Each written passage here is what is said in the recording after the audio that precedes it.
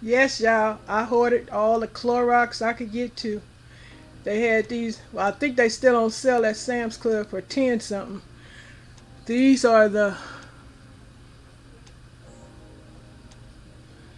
3.3, wait a minute, these are the 100, wait a minute,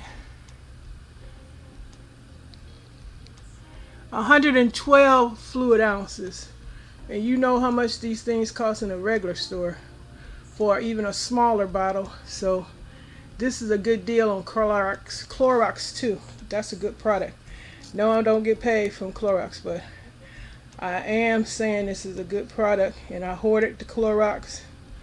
I think I got about 10 of them. I did it responsibly. There's a whole lot of those left.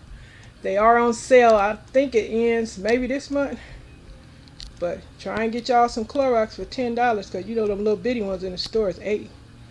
Alright, just trying to help us folks that want to stockpile up on necessary items or some good items.